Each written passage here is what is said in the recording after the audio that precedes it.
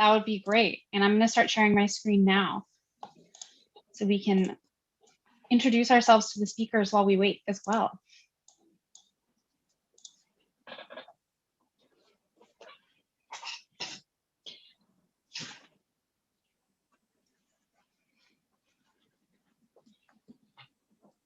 Again, welcome everyone. Thanks for joining the book launch and panel event for Ray Acheson's forthcoming book, which is titled Banning the Bomb, Smashing the Patriarchy.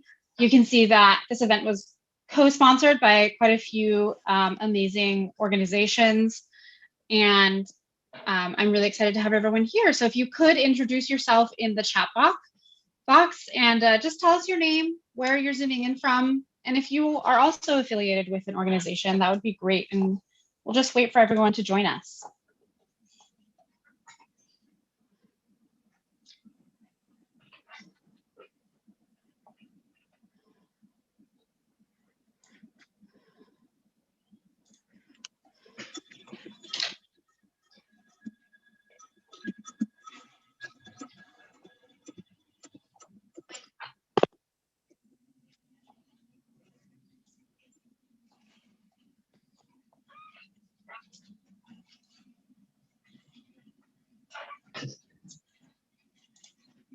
Again, I see new people are joining as we speak, so welcome. Thank you again, everyone, for joining. It's like having a chair and CEO. If you are joining us and you're just entering the room, we're just introducing ourselves in the chat box. I see people are already doing it. Just give us your name, your organizational affiliation if you have one, and tell us where you're zooming in from. You know, we have people often from around the country and around the world at our events, and we love to see who's with us.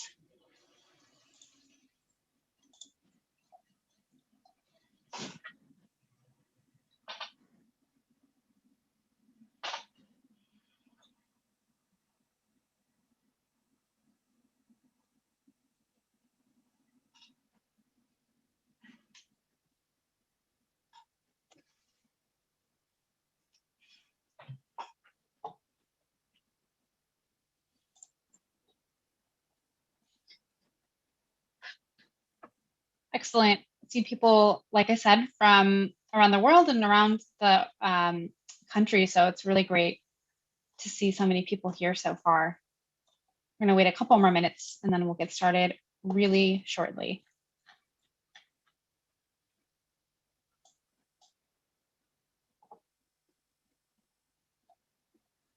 Welcome, Chris, all the way from Australia. Very cool to have you here, and everyone who's joined us so far.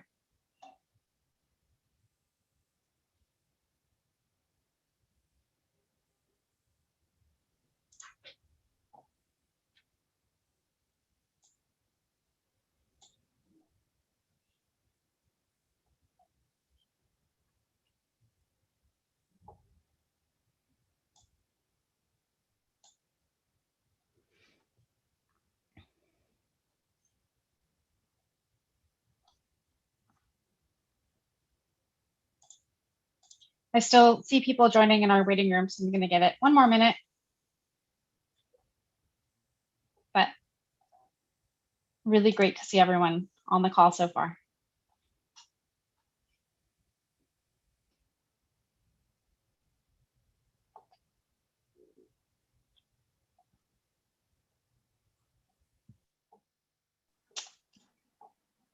All right.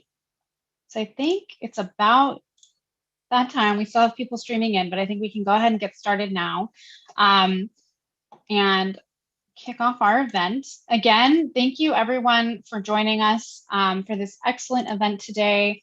I'm really excited to have everyone here. I'm going to stop sharing my screen so we can see people's faces and everyone who's in the room so far. Welcome. I'm very excited, as I said, to host this event. So this event is Banning the Bomb, Smashing the Patriarchy, which is going to be a book launch and panel event with Ray Acheson's new book. The event is co-sponsored by United for Peace and Justice, Women's International League for Peace and Freedom, Beyond the Bomb, Chicago Area Peace Action, and Feminist Foreign Policy Project. This event was organized by Code Pink, and just right off the top, I just want to thank and recognize the work of both of my colleagues, Madison Tang and Grace Stiegelman, who helped put this event together as well. So thank you, both of you. So without further ado, I'm really excited to get started. So today we have the great opportunity to get to preview an exciting book, like I've said, Banning the Bomb, Smashing the Patriarchy, written by Ray Acheson, which is out in June of 2021. The story in this book offers a look inside the anti-nuclear movement and its recent successful campaign to ban the bomb. From scrappy organizing to winning the Nobel Prize in 2017 and achieving a landmark UN treaty banning nuclear weapons. So today we're going to first hear from Ray Acheson, who will provide a preview into their new book. Then we'll turn to a panel discussion, which will be moderated by Code Pink co-founder Jody Evans, with Ray and two panelists who I'm very excited to have on the call, Molly Hurley and Yu Kyung Ko, who will expand on and discuss how the theme in Ray's books are still relevant to anti-nuclear, peace, and feminist organizing today. And finally, after that panel discussion, we're going to have some time for audience Q&A. It's really great to see people's faces. So, during Ray's talk and while the panelists are having their discussion and are in conversation, please feel free to write down any questions in the chat box. And my colleague Grace will be collecting those questions throughout the event. Another note that this event is being recorded and it's also being streamed on the Code Pink YouTube, Facebook, and Twitter account. So we also have people watching us there. So welcome to you in the social media sphere as well.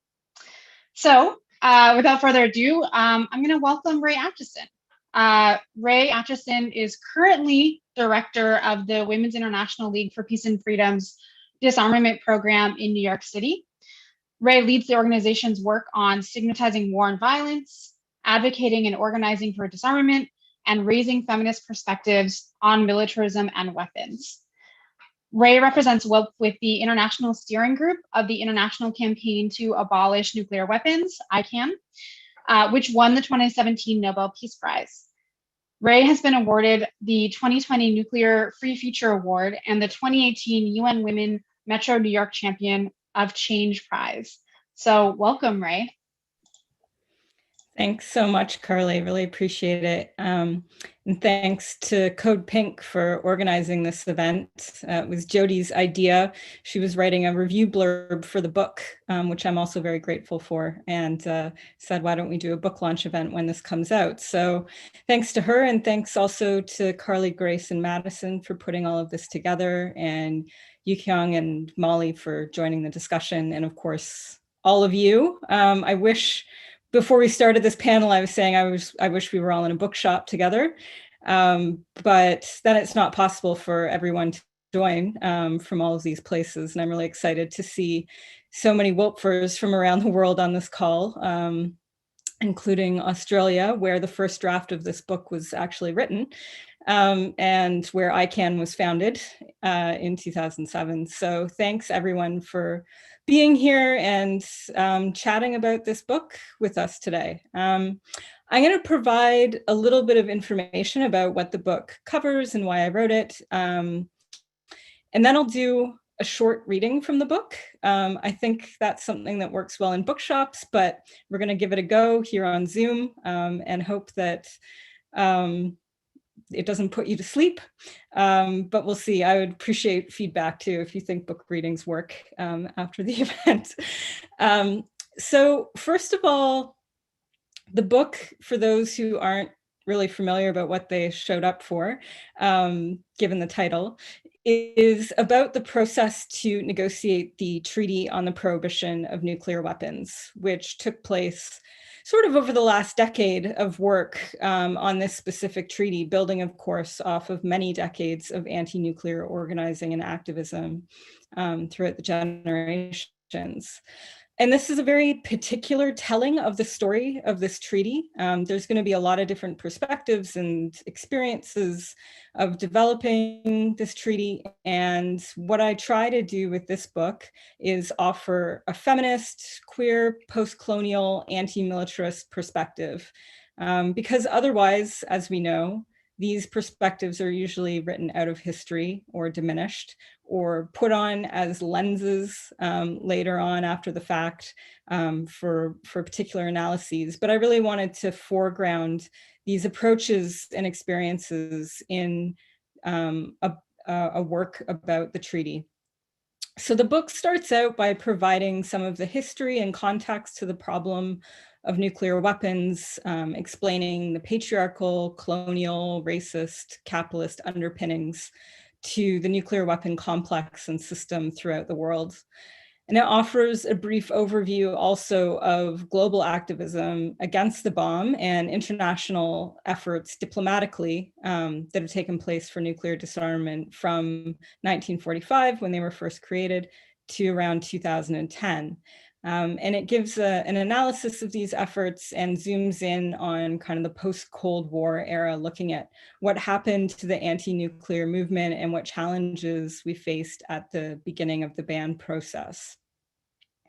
And then the book starts diving into how diplomats and activists began agitating for this treaty, starting around 2010, a little before that. And it sets out the strategy of shifting the nuclear weapon discourse from one of deterrence and abstract security policy to one that really focuses on the humanitarian consequences of nuclear weapons. And it describes some of the diplomatic processes that the non-nuclear armed states have tried for nuclear disarmament over the years, and how that kind of fed into this particular process. There's a chapter in the book called Karaoke and Campaigning that I'm hoping people will enjoy. It sort of explores more of the human as well as the institutional processes that enabled the development of a lot of the intellectual ideas and the collective momentum for a ban treaty. And so it looks at how activists and organizers were working with government officials to try and build up interest and capacity, both at the diplomatic government level, but also building a network of campaigners transnationally. And it looks also at the ways that working from the legacy and the lessons of the feminist, queer, indigenous, and post-colonial activism and movements to challenge knowledge production. And it looks at sort of the legacies of these movements for lessons that could be learned for our struggle. And the book also tries to grapple with things that the campaign got wrong, areas where we struggled internally or with governments, and some of our successes in this realm as well. And then it kind of takes a deep dive from there into the UN. I'm sure some people will find those parts of the books interesting, and others might find them not as interesting, but it really tries to look at the process itself of how we had this conversation in the UN, kind of the mechanisms of bringing the humanitarian discourse into the UN, making the political case for the ban, and looking also at what the challenges were that we faced there, especially in relation to pressure from the nuclear armed states, which really pushed back strongly against this effort to ban nuclear weapons. So there's a chapter about courage, which outlines the growing momentum for the treaty, but exposes also a lot of the pressure tactics that were used to try and prevent this treaty. And it looks at moments when the hostile opposition to the nuclear ban actually fostered more support for the treaty. A lot of their efforts actually backfired on them. And I think that's important to document for others that are doing this kind of organizing work. That a lot of arrogance, racism, patriarchy, and sexism that was very overt in the pushback against the nuclear ban treaty, actually helped propel more states to support it than pushed it away from it.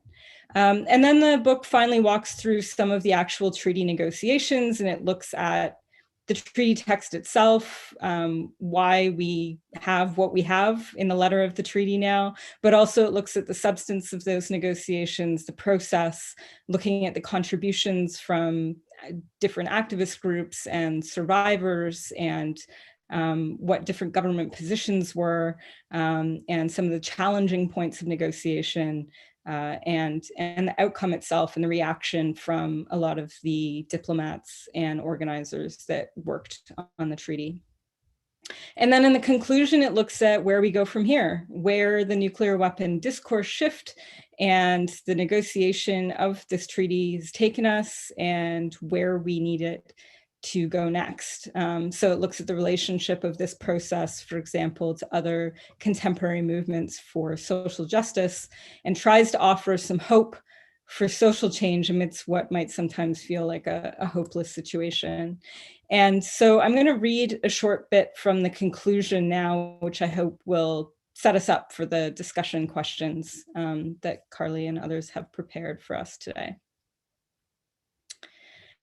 After about 7 years of concerted effort and nearly 7 decades of anti-nuclear activism and international diplomatic initiatives for nuclear disarmament, the world finally banned the bomb.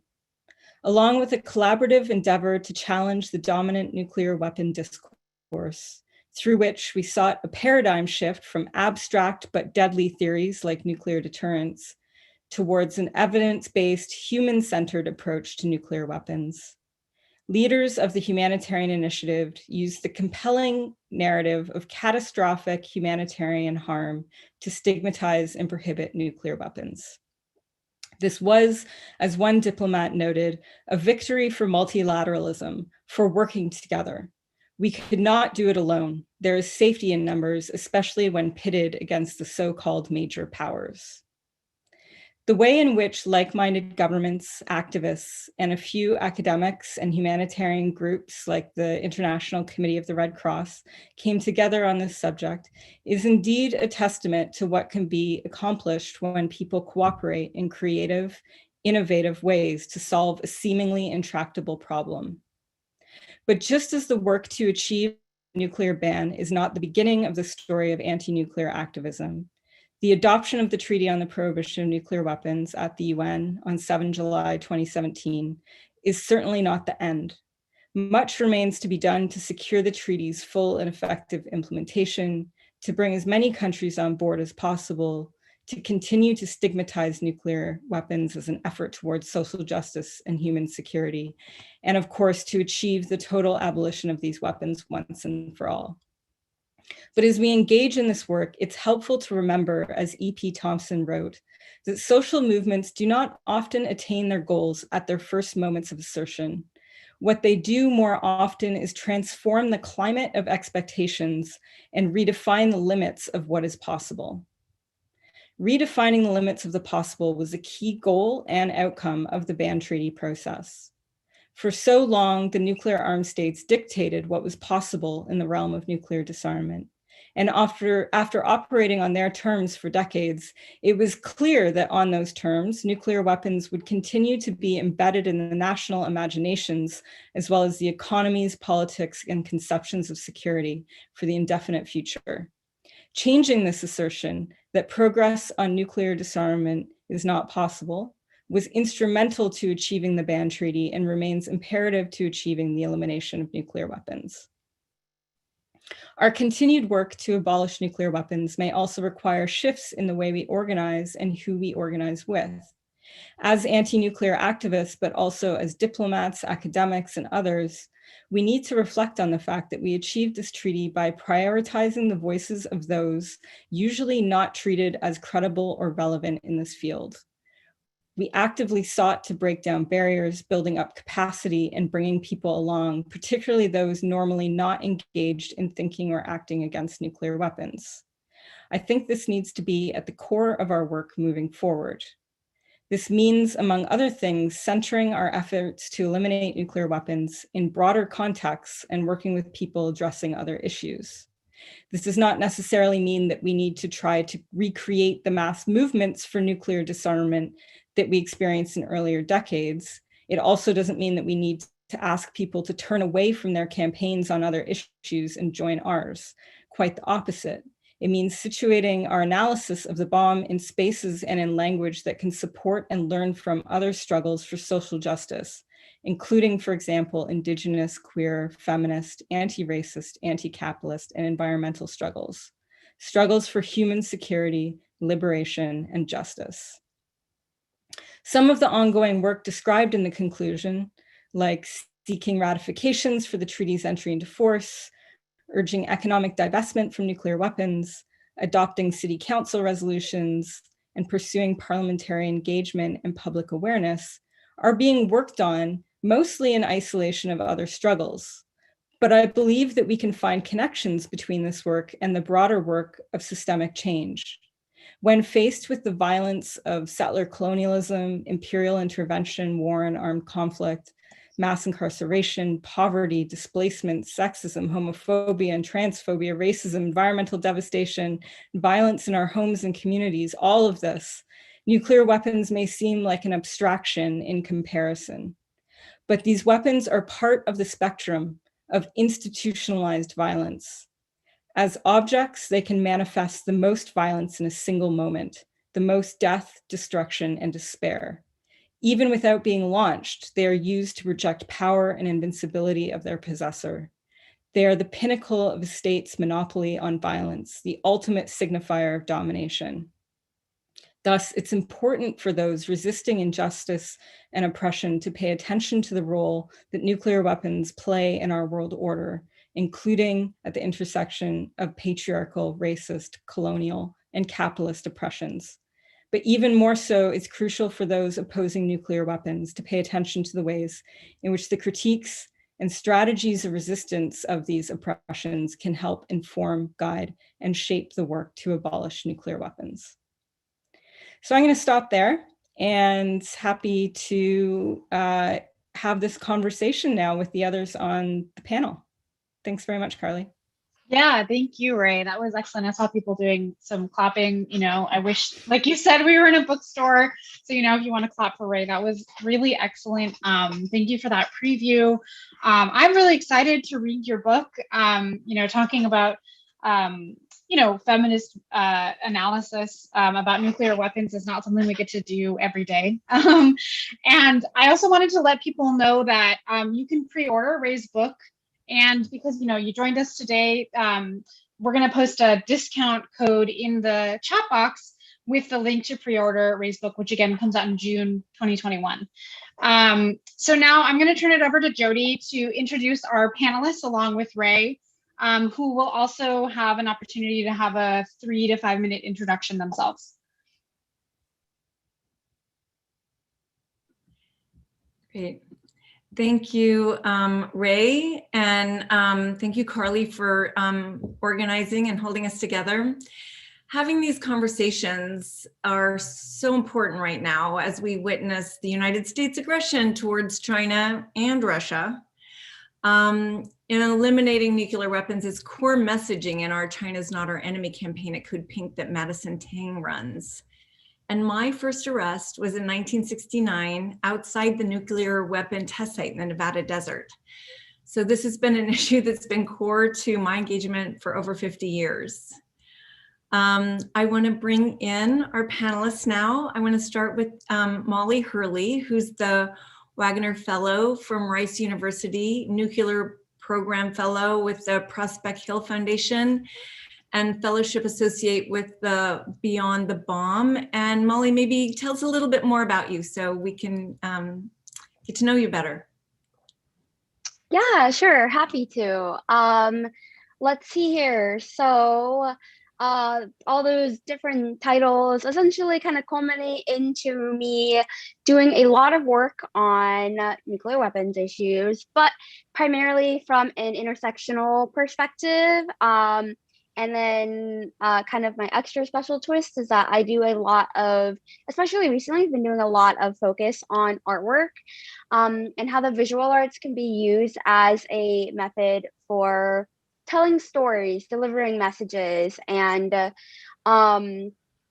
really helping generate these alternative narratives that we're all working on, aside from kind of the Pentagon's US government sort of narrative that nuclear weapons keep us safe. And of course, it makes sense to spend $1.7 trillion over the next 30 years on our nuclear arsenal, modernizing it and everything. Whereas I think a lot of people that we speak to, Indigenous people of color, people of lower socioeconomic status and everything, have a very different story to tell.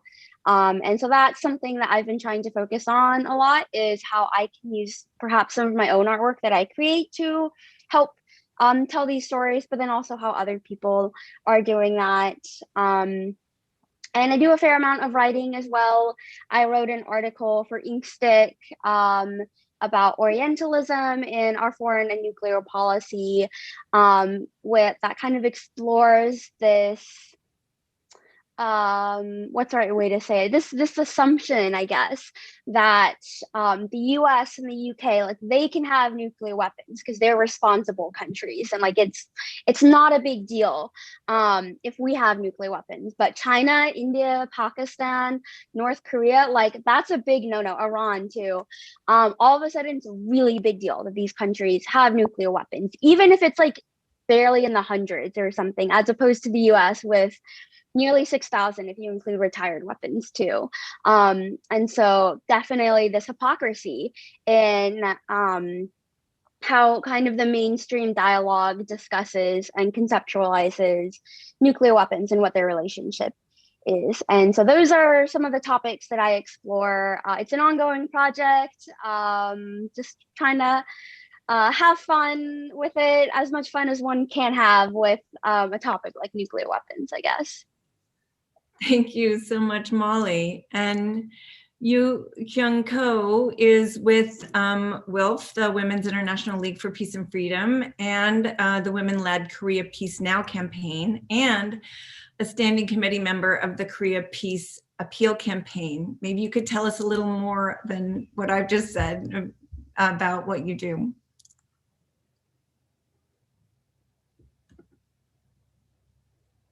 Thank you, Jody. And hi, everyone. Yeah, I'm Yu Kyung Ko from Seoul, South Korea.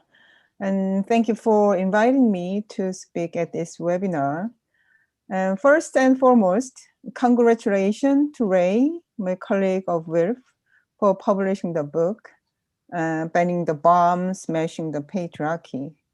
I much appreciate your passion and hard work to create a world without nuclear weapons and patriarchy.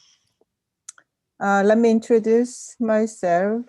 As Jody said, I'm a consultant for WILF and the Women-led Korea Peace Now campaign, which was launched in 2019 to end the Korean War with a peace agreement. In 2019, Korea Peace Now released a report on the gendered impact of sanctions on North Korea, which shows that UN sanctions impact women socially, economically, and physically.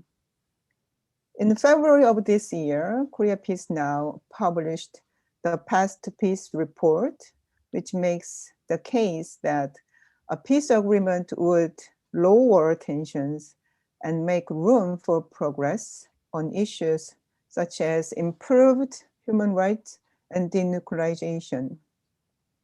Korea Peace Now has convened meetings with women from North Korea, South Korea, China, Japan, the United States, and Canada to discuss how women can contribute to the peace process.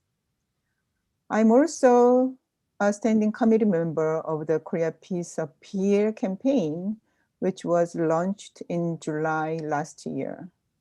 This is a 3-year campaign to collect 100 million signatures on the Korea Peace Appeal to end the Korean War, I would like to invite you to join the campaign and sign the appeal. And I have worked for many years on the impact of the US-ROK alliance and the US military presence in South Korea. US forces have been stationed in bases in many provinces throughout South Korea over 7 decades. The largest overseas US Army base in the world is Camp Humphreys in Pyeongtaek, South Korea. US military operations have jeopardized the safety of South Korean residents near the bases. However, the US military doesn't always take responsibility or accountability for it, arguing that they are exceptional.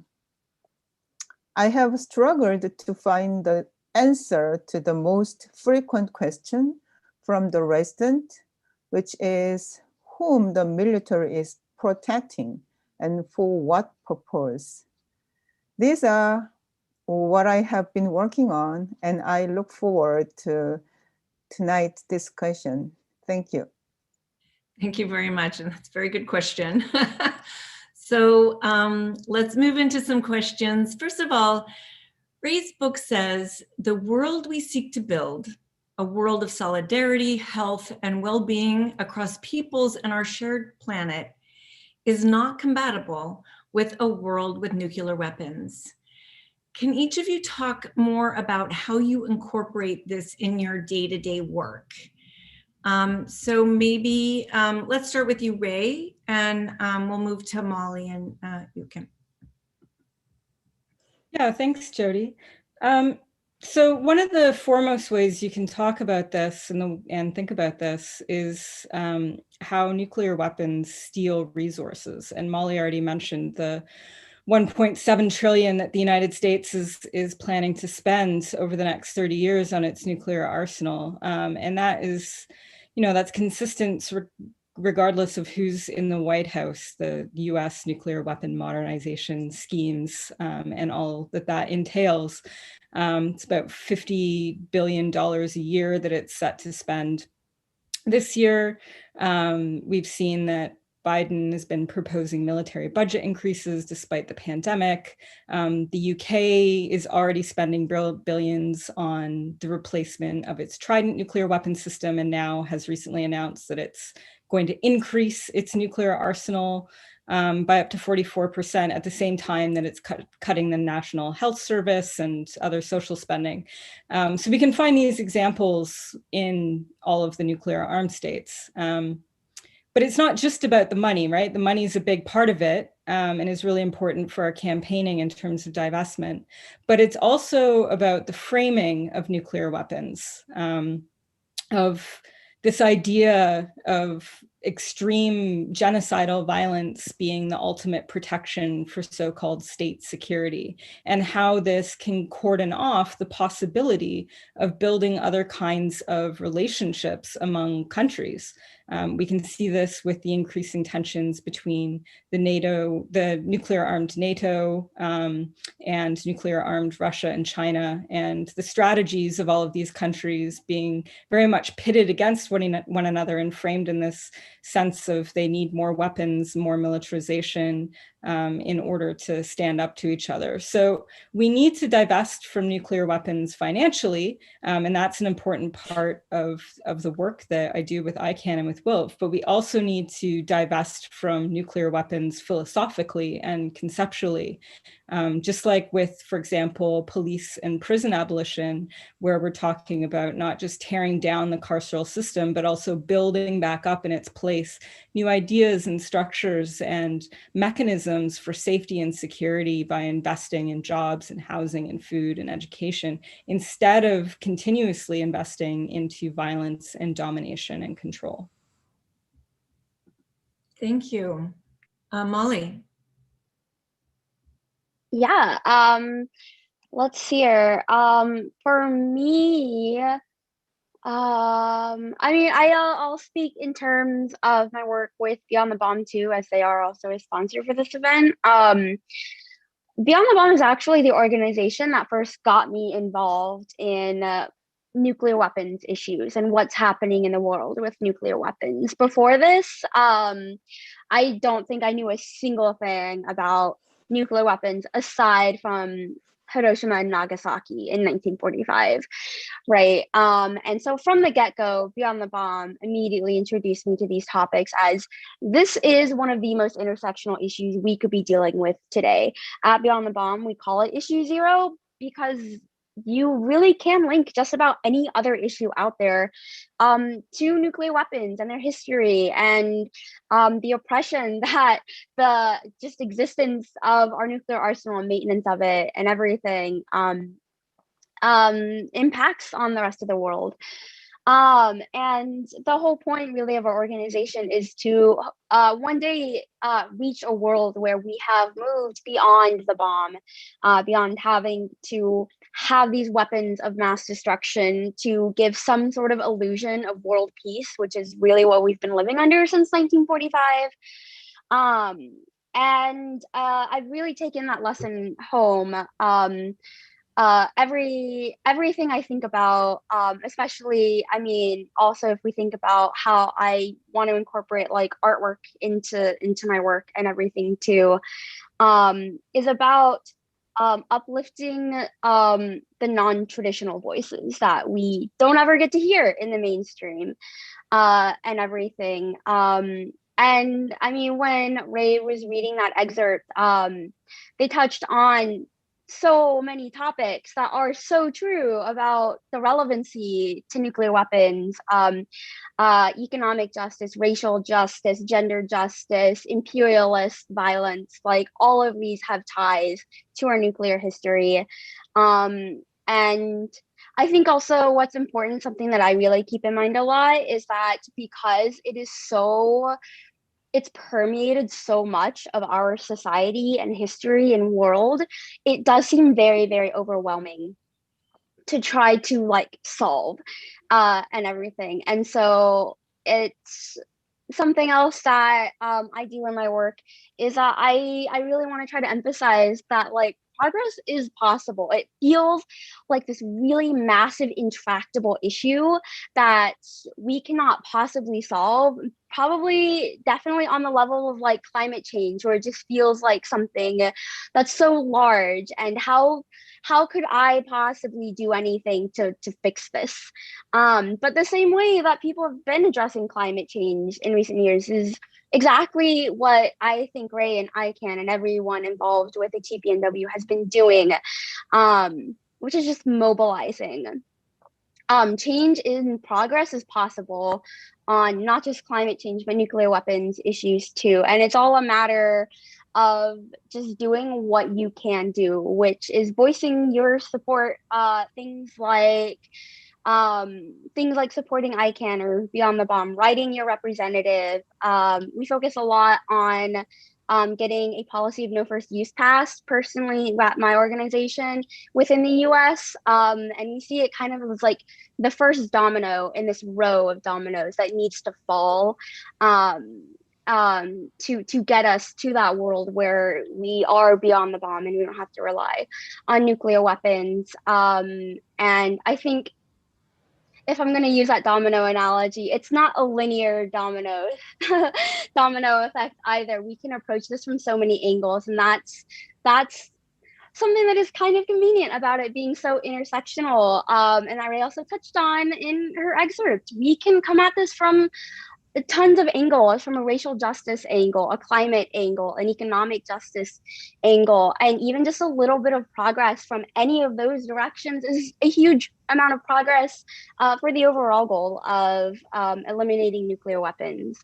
I think. And so in my day-to-day work, I think what I try to focus on is just keeping in mind that with enough people working on this from enough different angles, and our movement is definitely building right now. I mean, we've already seen proof, like the TPNW like was ratified and it's entered into force. Like that wouldn't have happened without the kind of work that Ray and ICANN are doing, but not just them, but all of the activists like on the ground affiliated with their organization and everything. And if we just keep at this, like we can keep moving forward. So it is, I do think that we have hopeful prospects. It seems very overwhelming, but only at first. Thanks, Molly. And, don't forget about shaming people that think nuclear weapons are a good idea should be a daily practice. And I love that Robert put in the chat that real men use bow and arrows, and, just that, nuclear weapons are barbaric, and that needs to be remembered, that it's maybe a modern invention, but it's barbarism at a level that is unfathomable. So Yu Kyung, do you want to answer the question? Thank you. Thank you, Jody. Yeah, thank you, Jody. The word I seek to build is living together without fear of discrimination or violence. We witnessed the destructive power of nuclear weapons when the US military used them in Hiroshima and Nagasaki. The impact continues for generations.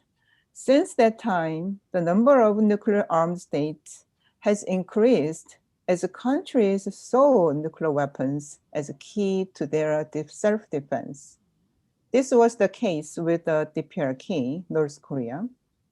During the Korean War in 1950, the US considered using nuclear bombs, especially in North Korea. The US military deployed nuclear weapons in South Korea beginning in 1958. And at one point, there were as many as 950 tactical nuclear weapons in South Korea. Annual joint military exercises between the United States and the ROK have been known to include rehearsing the use of nuclear weapons. Although the US withdrew its tactical nuclear weapons from the peninsula in 1991, the DPRK began producing nuclear weapons for their survival. There were agreements between the United States and the DPRK in the early 1990s to create a nuclear-free Korean peninsula. However, when President Bush took office, talks between the US and the DPRK collapsed as he called the country part of an axis of evil. Most experts agree the DPRK will not give up its nuclear weapons because it sees them as key to its survival in its long-standing conflict with the United States. And this confrontation may lead to another nuclear-armed state in Northeast Asia. The ROK, even under the nuclear umbrella provided by the United States, has been enormously investing in conventional and high-tech weapons to counter the nuclear weapon systems of the DPRK. The ROK's defense budget is estimated to be more than the DPRK's gross domestic product. The ROK's defense budget is 50 times the budget of the Ministry of Gender Equality and Family. When governments spend resources on nuclear weapons and other weapons, they deprive people of things that make us genuinely secure. We cannot solve the biggest challenges, such as the pandemic, climate change, to our collective security through weapons. Korea has been under a state of armistice for 7 decades since the Korean War. The Korea Peace Now campaign advocates a peace-first approach, officially ending the Korean War with a peace agreement as a key to de-escalating the nuclear standoff and creating space for a negotiated resolution. To create genuine human security, government must give up notions of militarized security and switch from a mentality of competition with weapons to global solidarity and cooperations. Thank you. Thank you. And, you call it the Korean War. I just, I want to say as we're like working on the aggression of the US towards China, that I don't think it was a Korean War. I think it was a war on Korea by the United States. And you said, the long-standing conflict, but it's a little one-sided. It's more like the Korean people trying to protect themselves by the aggression of the US, which was a level of violence that we even don't hear about in our history books, and Americans are very uninformed about. And also just a reminder that, talked about the cost of the bomb dropping in Nagasaki and Hiroshima, but 1 million people have died from the testing of nuclear weapons, and where we violated the human rights of indigenous communities across the Pacific and other areas that we've devastated of the planet.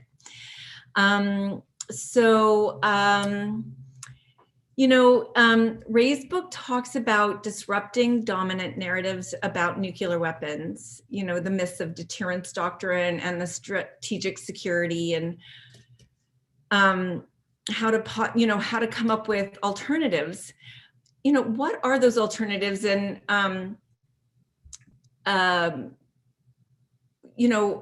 what are some narratives about the true destructive nature of nuclear weapons that can be, what can they be replaced by? Like I think I want to start with you, Molly, because you talked about that. But what is in its place? Since you spent a lot of time talking about that, like what are people attached to? How do we get them unattached, and what do we give them? At Code Pink, we call that, but there's a war economy, and we get to a peace economy. And it's like, what is that process? If you want to start with that one. Yeah, I can totally. Let me see here. There are so many just untold narratives out there about the effects of nuclear weapons and our history with nuclear weapons out there. Not just what happened in Japan, but beyond that as well. If we think about all the nuclear tests we did in the Marshall Islands and the generational trauma that has given to Marshallese people, and the lack of responsibility that the US has taken for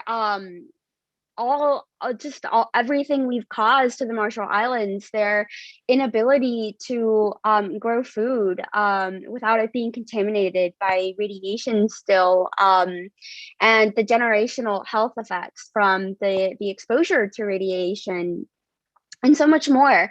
And even within our own state, like domestically, if we think about the downwinders or the uranium miners, the indigenous uranium miners, these are people within our own borders that have also suffered generational trauma from our nuclear arsenal that we never hear about.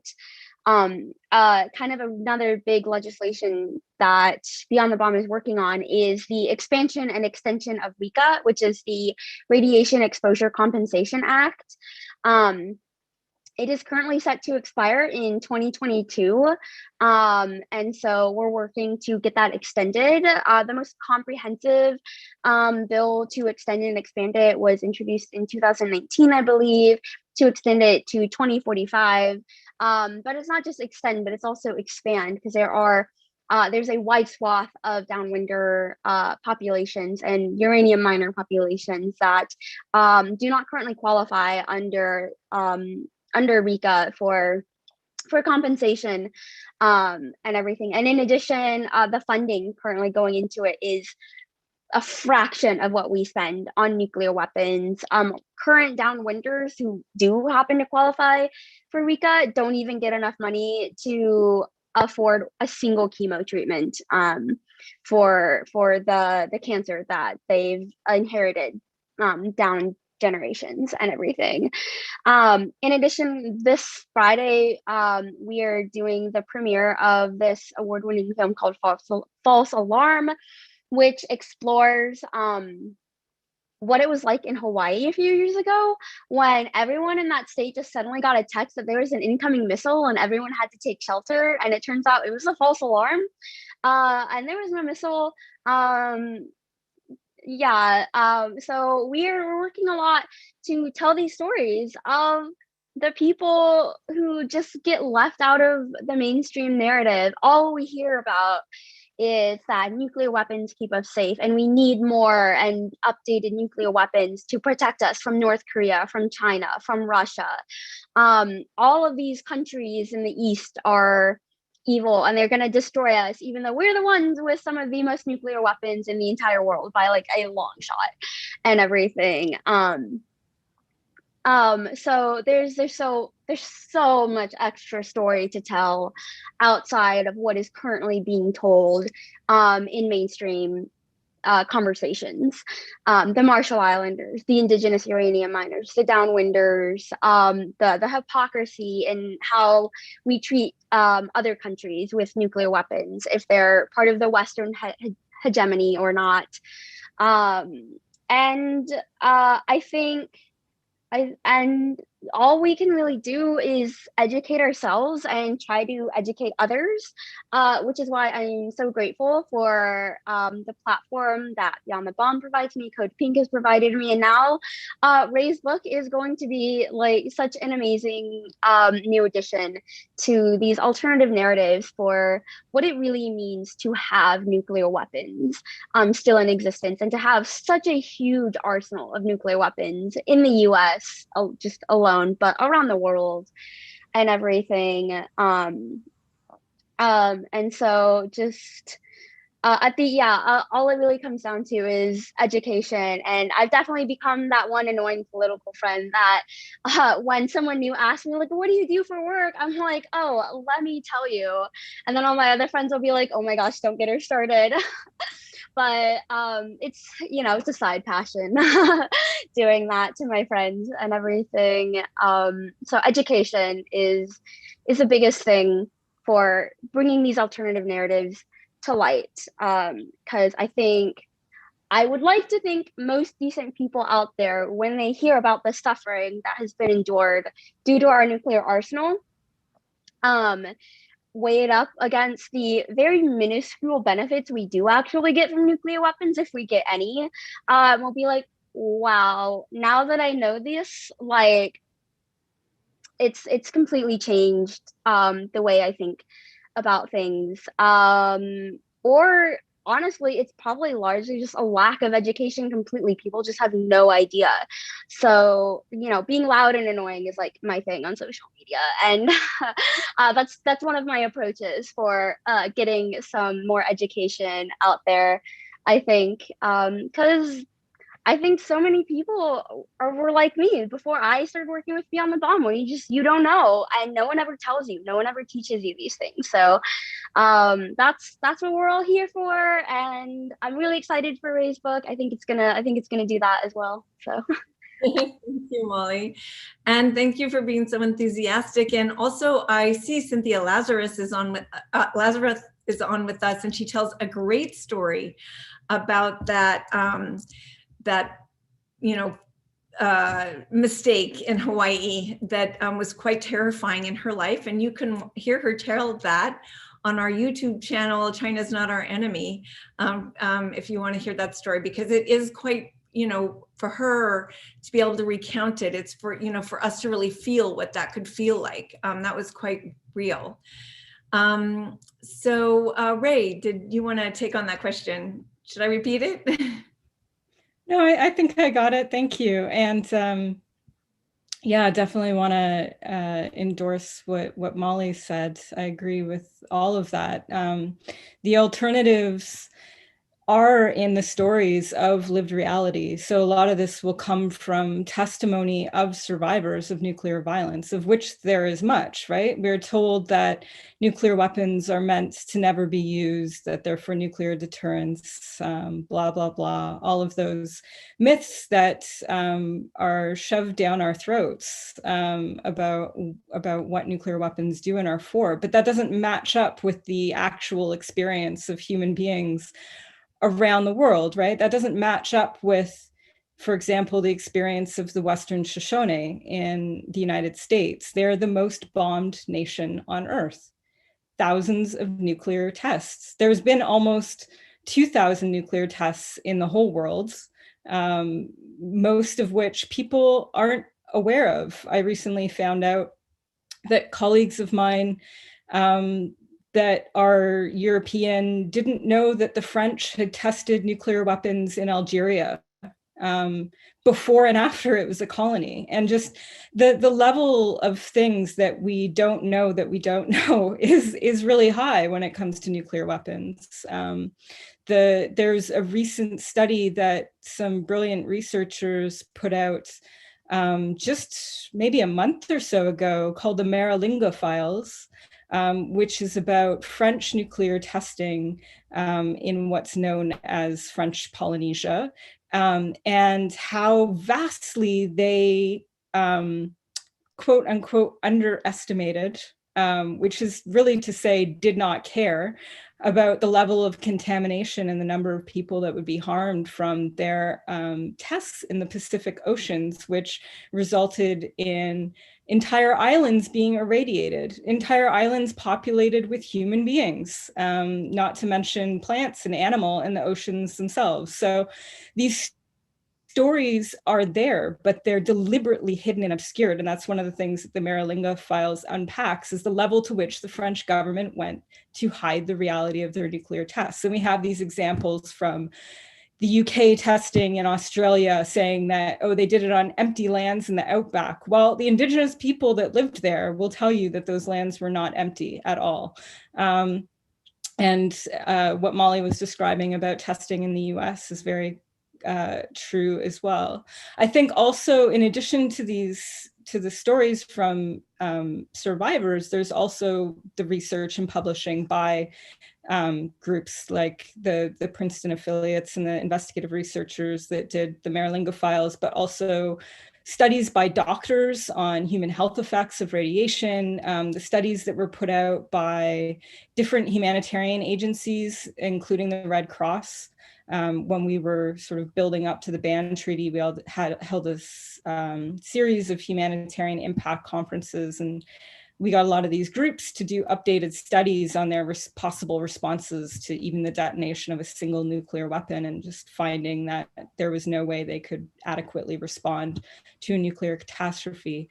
Studies by researchers and historians also about what happened to people, land, and water near where nuclear weapons have been built. So looking at the legacies of the plutonium sites. Kate Brown's book, Plutopia, does a great job of this, looking at where plutonium was made for nuclear bombs in the United States and Russia, and just the devastating legacy that these facilities have left in their wake. Or Joseph Masco's The Nuclear Borderlands, looking at the nuclear weapon lab in New Mexico, and just these very real, difficult, challenging stories about what we've done to our world. All of this helps to really chip away at the official narrative. But people have to be open to it, right? That's the other thing, because challenging what we're told by the government that is supposed to keep us safe, that's hard for a lot of people. As peace activists, we're naturally inclined towards it. We're very skeptical of what our governments are saying. But for a lot of people, it's an internal reckoning that has to happen. They have to be willing to step outside of their comfort zones. And we don't know when that moment is going to happen for people, when that curtain gets pulled back for them. But having this material and having it be accessible is really important. And I think art here is very, very, very important. Great to hear about that film about Hawaii. There's also a virtual reality project that I know Cynthia has been a part of, as well as others, looking at that situation as well. One of the most powerful art pieces I've seen recently on nuclear weapons has been Kathleen Chitnell Kitchener's Anointed poem. I don't know if any of you have seen that, about nuclear weapon, the US nuclear weapon testing and storage of nuclear waste in the Marshall Islands. And I've seen it a million times, and it's so impactful that I feel it every time I watch that poem. So I think the more that we can do to make these alternative narratives accessible and engaging for people and really reaching people on a very human level is so important. Thank you, Ray. And you know, I'm a downwinder. My grandmother, my mother, and myself, we had thyroid cancer because of living in Nevada next to the test site. But Terry Tempest Williams writes an amazing book about the wind those days was blowing towards Utah, and her family's dead, and my family just got thyroid cancer. But literally the south of Utah, there's entire generation that isn't alive anymore for those testings. Yukyung, did you want to add any more to that question? You talked a bit about it in your other response. Yeah, I actually really agree with you and Ray's saying about the peoples who died because of the test and other operations for developing nuclear weapons. So we should remember that, and we should share the stories with other people who feel safe under the nuclear weapons, including umbrella, even umbrella. I don't know what it is, but, and Robert asked me whether I like the US umbrella. I don't like nuclear umbrella. I like Pengsu umbrella and other umbrella, but except nuclear weapons umbrella. And yeah, I just say that if nuclear weapons were a deterrent, there would have been no wars over devastating conflict around the world. More nuclear weapons mean more risk of accidental or intentional nuclear war. Instead of deterring nuclear war, nuclear weapons only make other countries want nuclear weapons to ensure their self-defense. So the world dominated by nuclear weapons has been militarized with an escalating arms race. I think a better solution would be to eliminate nuclear weapons entirely. That's it. Yes, thank you. So Banning the Bomb, Smashing the Patriarchy emphasizes how the work of Acheson deliberately draws on an intersectional feminist vision to guide their process and change. How and why is including an intersectional feminist analysis in our work for peace important? And Ray, I want to start with you.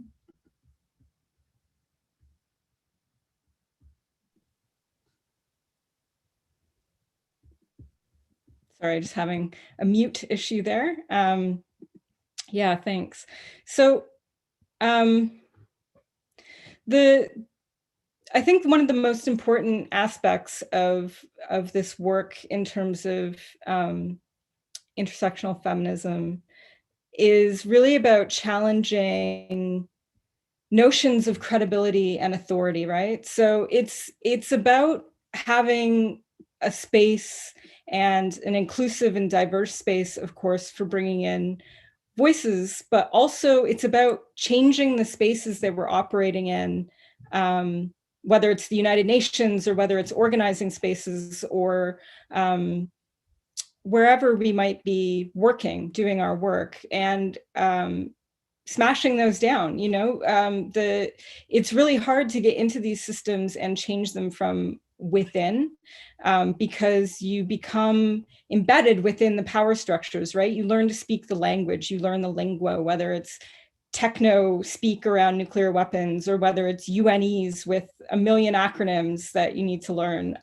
or whatever the sort of language of power is, you learn how to play in that sphere. And so I think what an intersectional approach to issues, whatever the issue might be, gets us is that we're saying the power that has been built within these structures needs to be contested and dismantled. And we need to either be recreating these spaces for ourselves or creating entirely new ones if we can't do that within the structures that exist.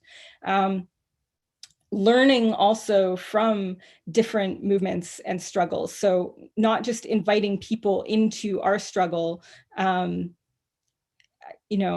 part of like a diversity and inclusion initiative, which are important, but it's about actually learning from folks that have done this work before, figuring out what it is from the lived experience and reality that they have shared, and are willing to bring into this space with us, and looking at the different ways that whatever the oppression or injustice or system of violence is that we're contesting, that we're looking at the depth and the breadth of the harm that's been created across the spectrum of identities and experiences. So whether that's race, gender, class, sexuality, ability, religion, ethnicity, whatever.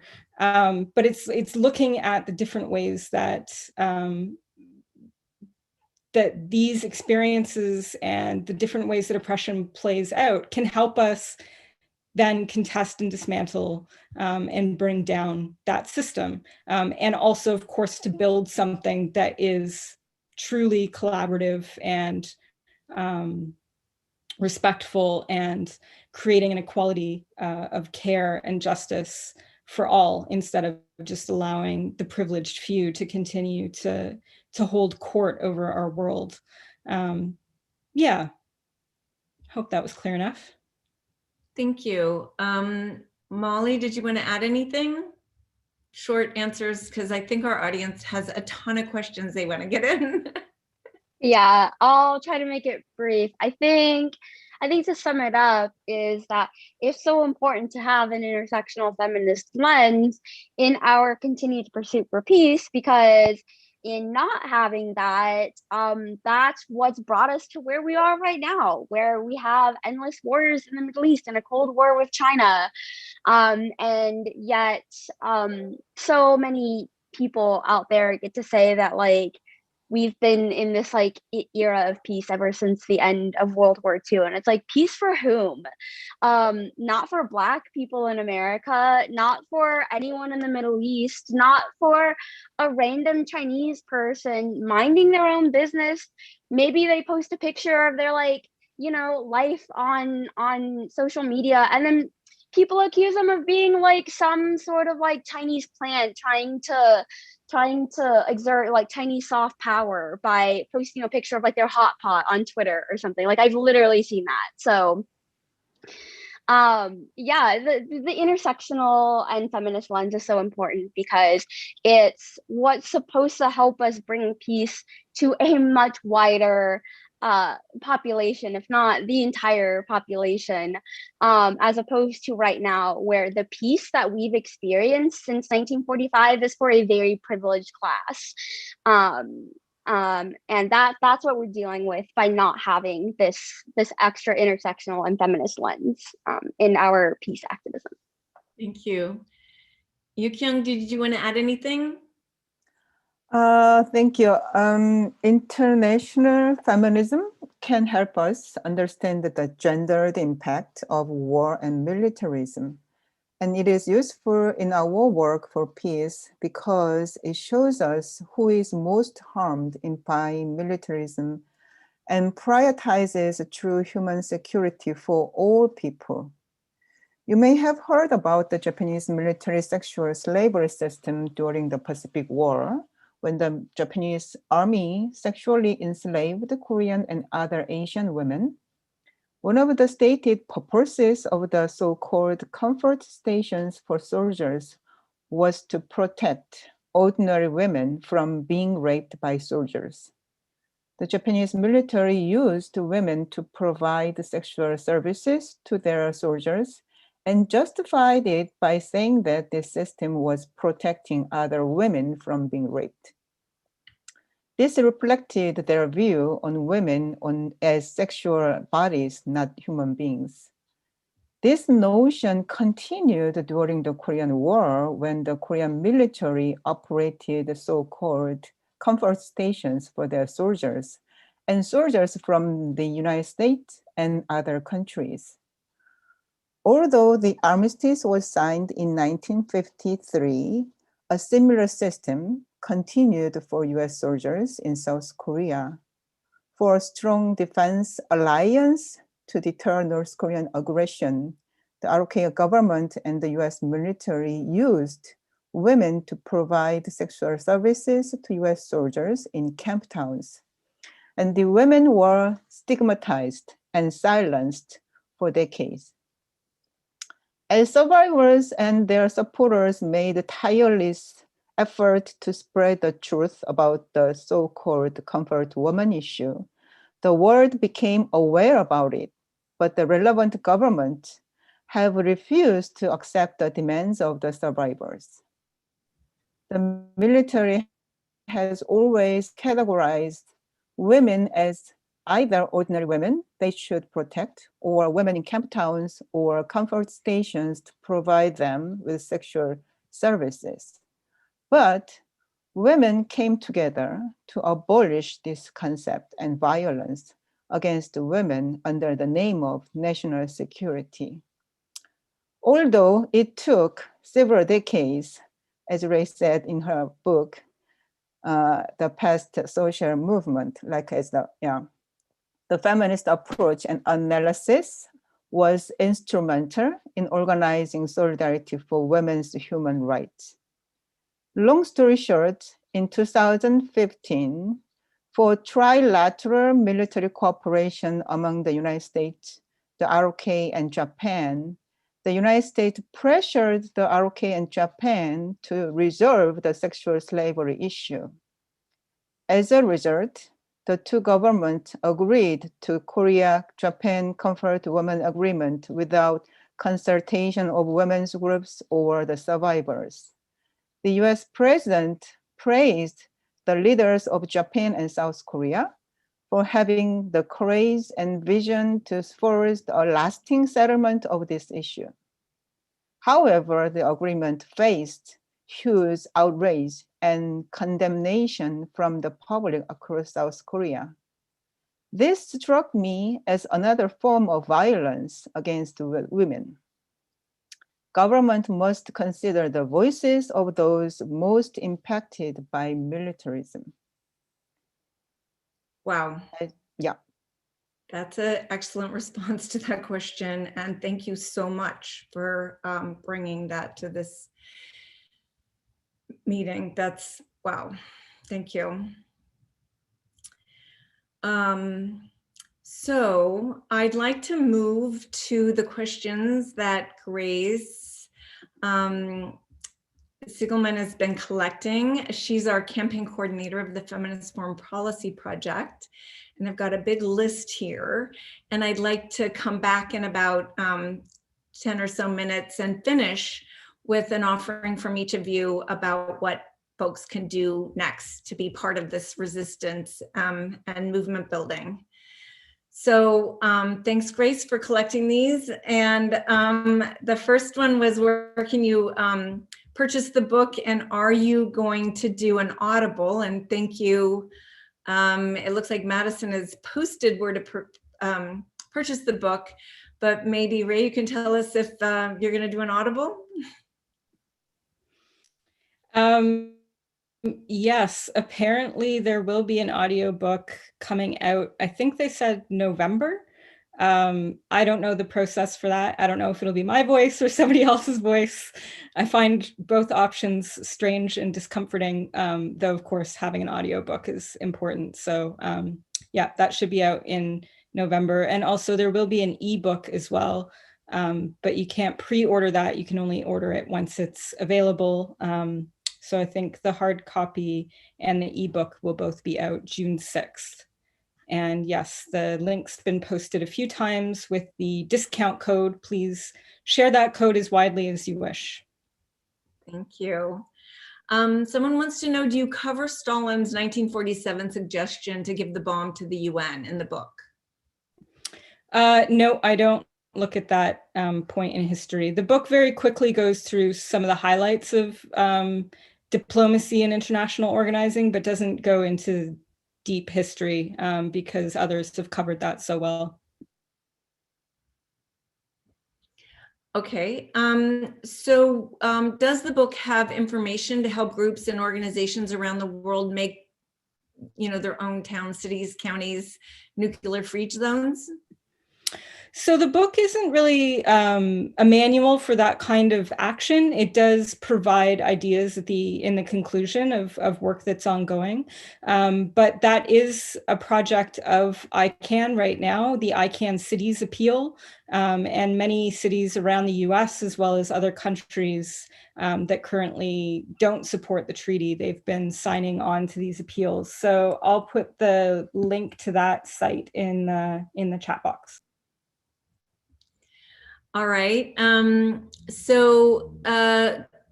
Someone says, can you talk about ICANN's uncompromising vision of nuclear abolition, even in the face of hegemony, and what made ICANN special enough for a Nobel Peace Prize? I don't know how to answer the second part of that, but in terms of our uncompromising vision, yeah, we stand for the nuclear abolition, for the total elimination of all nuclear weapons.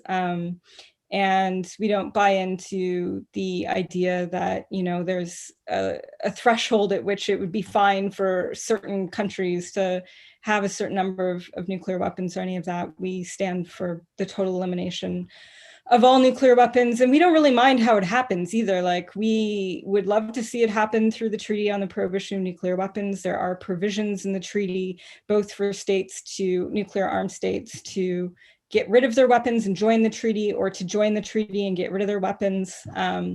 Either way, they could do it in an agreement outside of the treaty together. They could unilaterally disarm, do it bilaterally, like the US and Russia could do it. We don't care how it's done. We just want it to be done.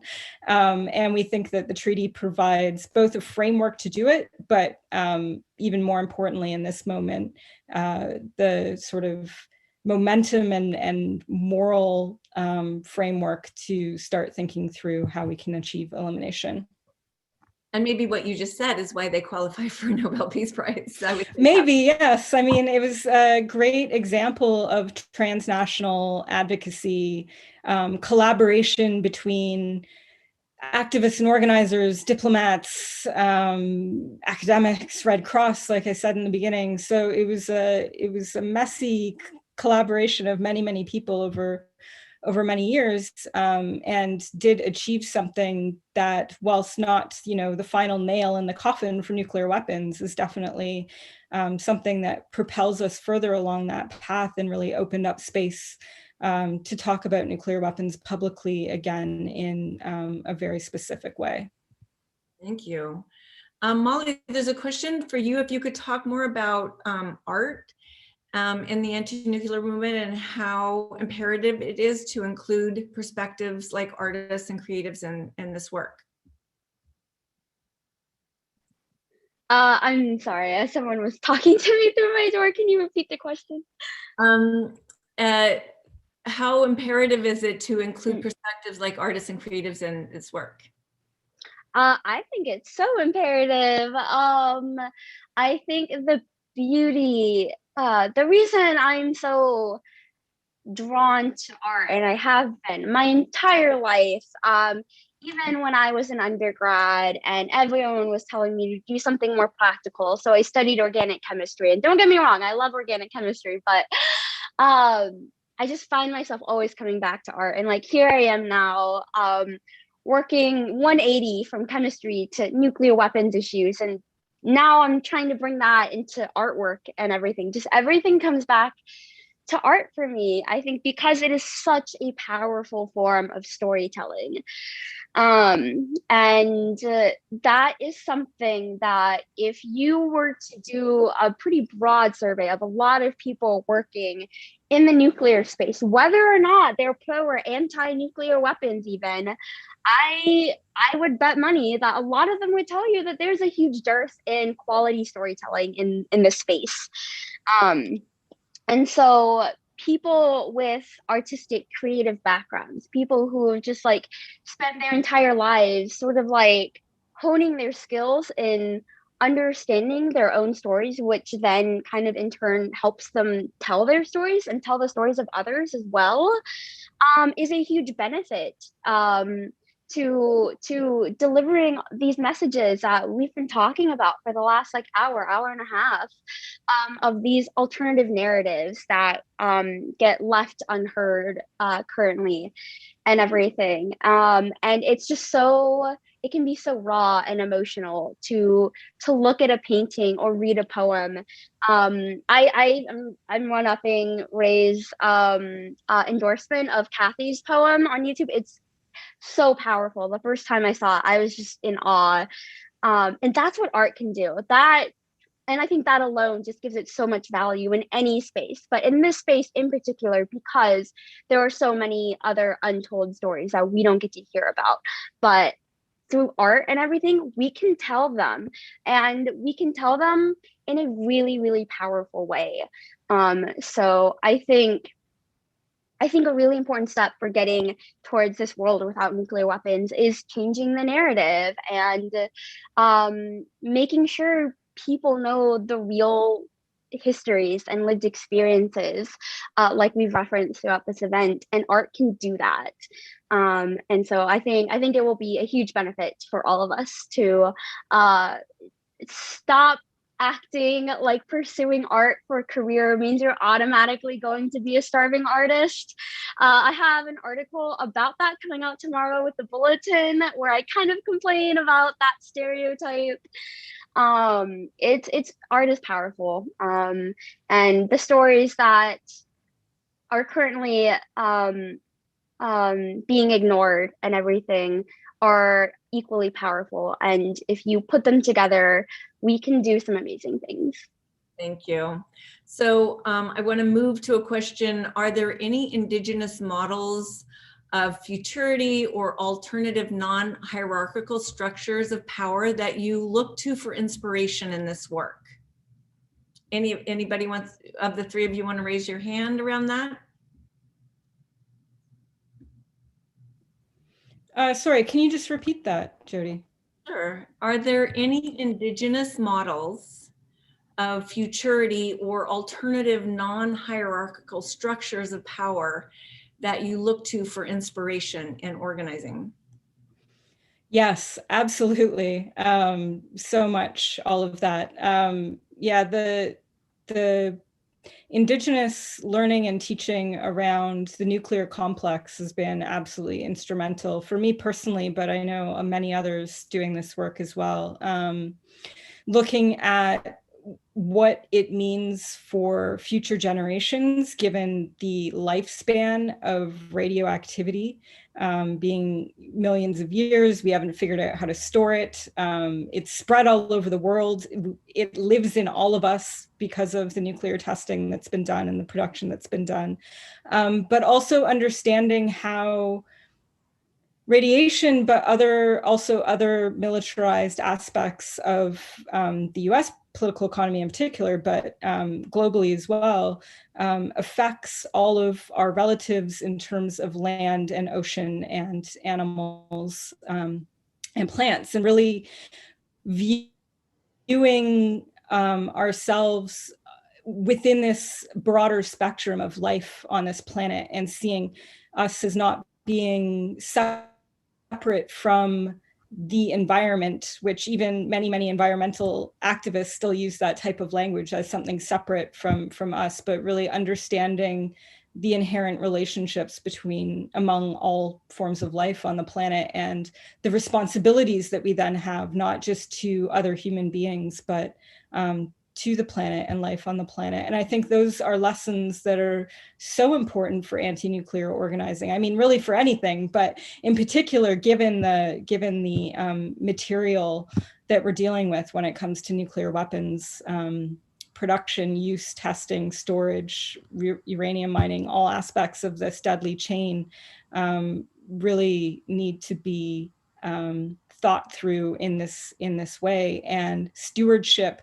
given to those who have this better relationship with land and life.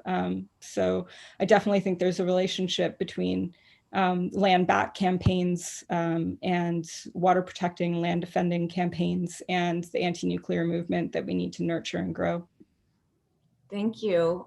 So we're out of time, and I want to give each of you a minute or so to tell us what we can do to engage with you in this effort. So I'm going to end with you, Ray. I'm going to start with you, Molly. Just a minute, like what, we're ending. What's the thing everybody can sign up to do? Most immediate thing I think people can sign up to do is sign up to participate with the premiere of the film False Alarm. It will be this Friday with Beyond the Bomb, I believe at 8 p.m. Eastern. You can just go to beyondthebomb.org, find the campaign, sign up. You do not have to pay anything to sign up and watch this film, but if you can manage to make any kind of donation, that's great. But that's like the most immediate thing you can sign up for. Otherwise, you can also just sign up for our emails, keep up with our campaigns, what we're doing, but also do not be shy and do not hesitate to reach out to any of us or me at Beyond the Bomb directly. Sorry, I'm trying to think of what email to give out. I'll send out some emails in the chat. But anyways, just reach out, check out our website. False Alarm is this Friday. Check it out. That's like the most immediate thing you can do with me. So Grace put in the link. If you could put in your email, if you want people to reach out to you, that'd be great. Yu-kyung, did you want to say something?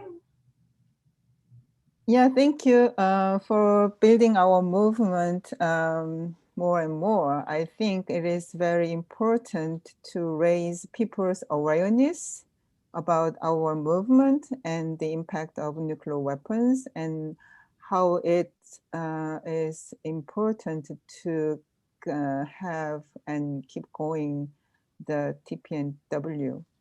And actually, I would have liked to show the song, a video from the Korea Peace Appeal campaign, but thinking about the time situation, I just will share the link in the chat box, and I hope you watch it and enjoy the song. I think music and song is very important to our movement, even under the COVID. Thank you. Please join the appeal campaign, sign on that. Thank you. So we've got that link in here. And if you could put the link for the song, because that's so important. That's the art piece that we need to remember is so important to our organizing. So thank you so much. Ray, you get to finish. Okay. Well, I'm going to post in the chat box 4 links, which are all to different ICANN projects that are ongoing. So there's the city's appeal that I mentioned. There's a parliamentary pledge. There is an American one called the US Congressional Pledge, just for you.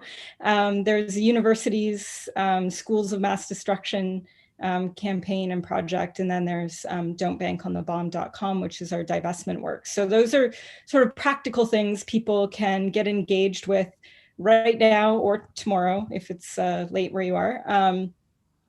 But also, I think that what I want to end on is just a note of hope, really, that one thing, despite all of the naysaying and still ongoing ridicule of this treaty and of our process to achieve it and how it won't have any effect, blah, blah, blah, and all the things that we hear and that we are so used to hearing as peace activists, is really just that we made international law. This isn't just something that we put up a web link for, and said, here's the thing that we want to see happen. This really happens in real life at the United Nations with 122 countries voting for it. And we were told that it wasn't possible. And now we're told it won't actually achieve anything. So it's a lot easier to move through those comments now that we have done something else we were told we couldn't do. But I think no matter what you're working on, that's just the most important message to hold on to, is that we can make change if we work together, and if we don't give up. And if we don't listen to the naysayers. And also just there's also the Code Pink campaign, no funding for nuclear weapons. And you can always sign up for Code Pink and get engaged in our China is Not Our Enemy campaign, because that's the new Cold War that's being driven right now and is very current and very frightening. I'm going to turn it back to Carly to close us out. Thank you, all of you, Ray, Molly, yeah, there we go, and Yu Kyung for joining us today. Carly, take it away. Yeah, thank you, Jody, and also thank you, Ray, Molly, and Yu Kyung. That was really excellent, really inspiring. I really appreciate the conversations that we were able to have. And, you know, just quickly, Jody mentioned it, but, you know, it'd be remiss if we didn't mention that we're talking about the movement to abolish nuclear weapons. We're in the United States. President Biden has proposed a Pentagon budget for 2022, which includes a request to fund about $2 trillion during the next decades for nuclear weapons, including up to $30 billion in 2022 for new nuclear weapons, which is outrageous. And so, you know, at the end of the day, even though that's something that President Biden has proposed in the 2022 Pentagon budget, it's up to Congress, not the president, to decide the final budget. So right now, this is the crucial time when we need to actually reach out to and pressure our Congress members to say no to new funding for nuclear weapons in the 2022 Pentagon budget. So I think Grace or Madison will post a link in the chat, but we're asking everyone here to contact their representatives now and tell them no new funding for nuclear weapons. So with that, again, I want to thank everyone for being on the call. I really appreciate the audience's interaction, and it was really great to see people almost like we were in a room together. And like Ray said, hopefully one day we can actually attend an actual book screening together, or a panel together. So with that, thank you, everyone. Have a great rest of your evening. Everyone here will receive the recording of this event as well. Thank you. Bye. Bye, everyone. Thank you. Thank you. Bye. Bye. Thank you.